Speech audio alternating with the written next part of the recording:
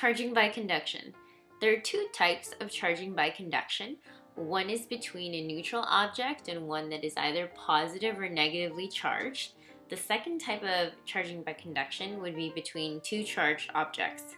In this video, we're going to be looking at three different examples, and you can kind of see how they're color-coded to match the two different types of charging by conduction. So the three examples we're going to be looking at is number one, between a neutral pith ball and a negative ebonite rod. Number two, between a neutral electroscope and a positively charged glass rod. And number three, between a positive pith ball and a negatively charged ebonite rod. In our first example, we're looking at the neutral pith ball and the negatively charged ebonite rod. You can tell that the pith ball is neutral because it has an equal number of protons and electrons. You can tell that the ebonite rod is negative because it has a greater number of electrons. Now, if you're wondering how we got this negative ebonite rod, you need to refer back to the charging by friction video. So recall that charging by friction is when you're rubbing two neutral objects, and the object that's more likely to gain electrons will become negatively charged, and the item that is more likely to lose electrons will be the one that's positively charged, and that's all determined on the positioning on the electrostatic series chart. In this scenario, the negatively charged ebonite rod was charged via friction when it was rubbed with the rabbit fur. So the rabbit fur gave the electrons to the ebonite rod, making it negative.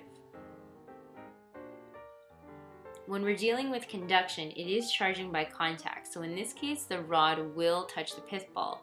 And when it does that, the neutral object, which is a pith ball, will take on the charge of the charged object. So the electrons will travel from the negative ebonite rod to the neutral pith ball. And so the pith ball becomes negative. In our second example, we're going to be looking at this neutral electroscope and the positive glass rod.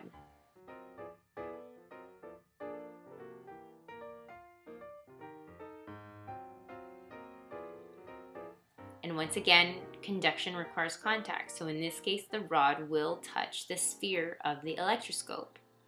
And when it does, the electrons travel from the electroscope to the glass rod. Just a reminder, right? Your protons are not moving because your protons are with your neutrons within the nucleus. So the only thing that's going to be moving around will be your electrons.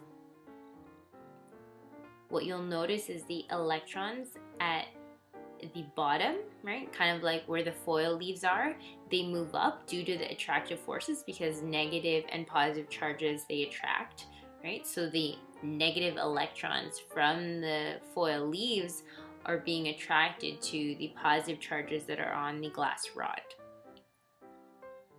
Okay, just a reminder again, your protons, they don't move, they stay in the same spot. It's just your electrons that are moving. In this case, the glass rod then becomes less positively charged and the electroscope becomes positive. And what happens is that the leaves at the bottom of the electroscope, they repel due to the law, right? Like charges repel. So if both of the leaves there have predominantly positive charges, they're both the same charge, right? Like charges. And so they'll repel, which is why their leaves will spread apart.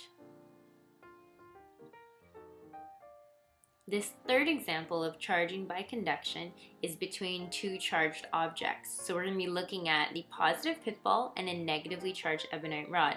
The pith ball is positive because it has a greater number of protons and electrons, and the ebonite rod is negative because it has a greater number of electrons compared to protons.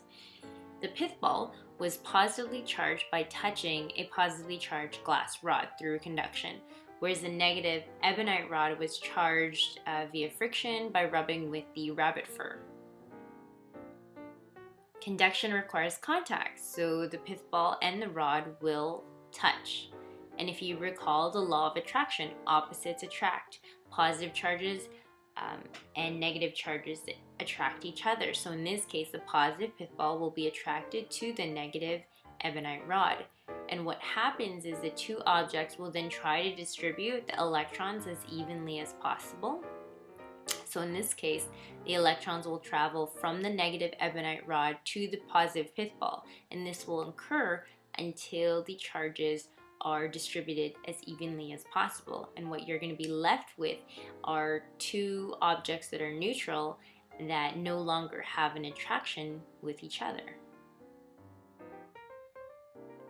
And just a reminder, there are 3 types of charging within static electricity: charging by friction, charging by conduction, and charging by induction.